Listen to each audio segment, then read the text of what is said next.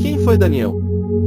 Primeiramente precisamos saber que existem mais de um Daniel mencionado na Bíblia. Antes de falarmos do profeta Daniel, conheceremos os outros personagens com o mesmo nome. Daniel, filho de Davi, também chamado de Quiriabe, foi o segundo filho do rei Davi com Abigail.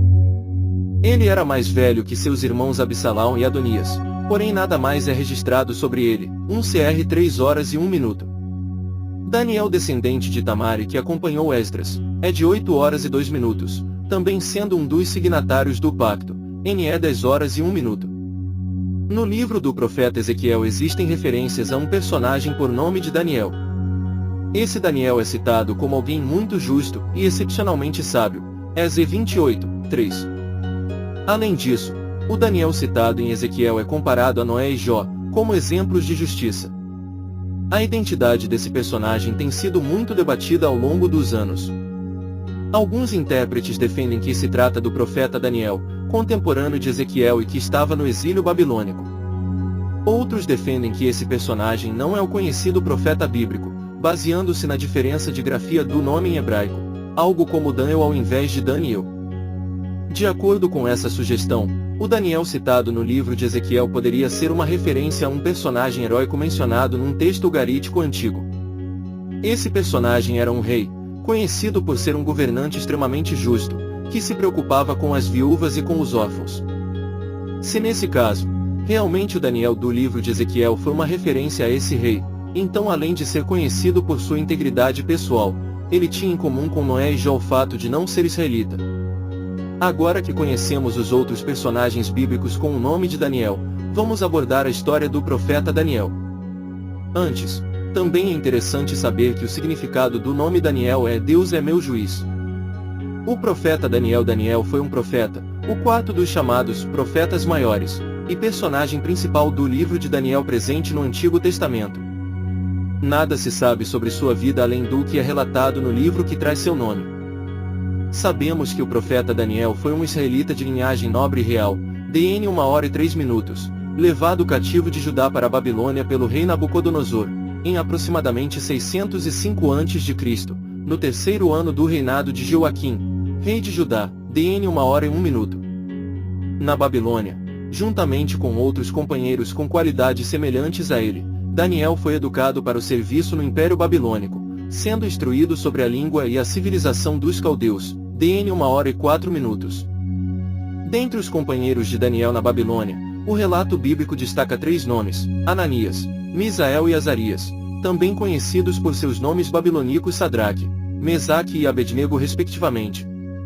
Conforme o costume babilônico que atribuía nomes que faziam referências às suas deidades, Daniel também recebeu outro nome, no caso Beltesazar.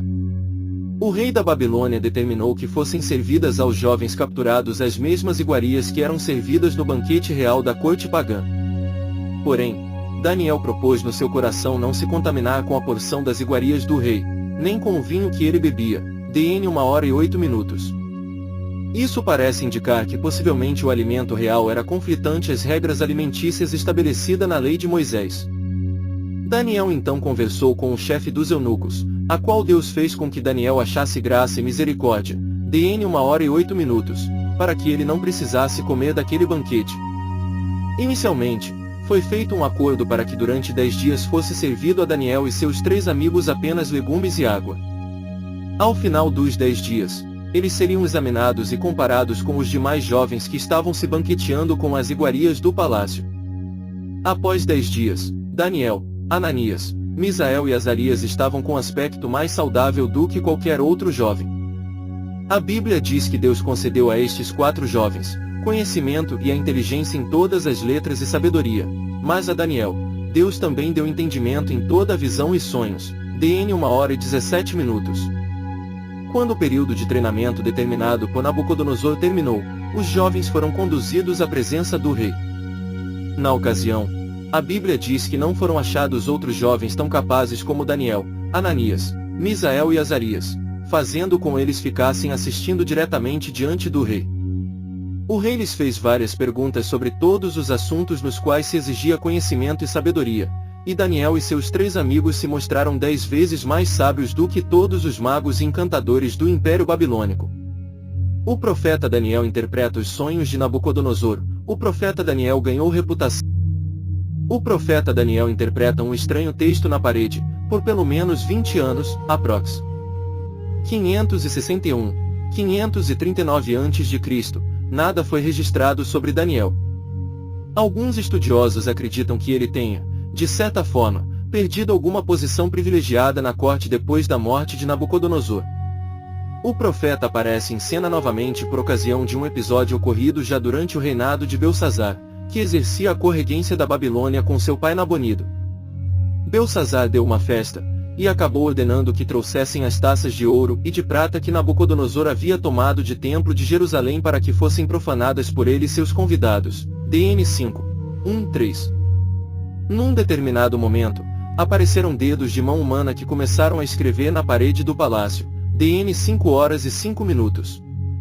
Quando nenhum dos sábios da Babilônia pôde desvendar o que havia sido escrito na parede, a rainha, provavelmente filha de Nabucodonosor e mãe de Belsazar, lembrou-se de Daniel, que acabou sendo convocado para interpretar a inscrição que dizia, Mene, Mene, Tekel, Parsim 5 horas e 25 minutos.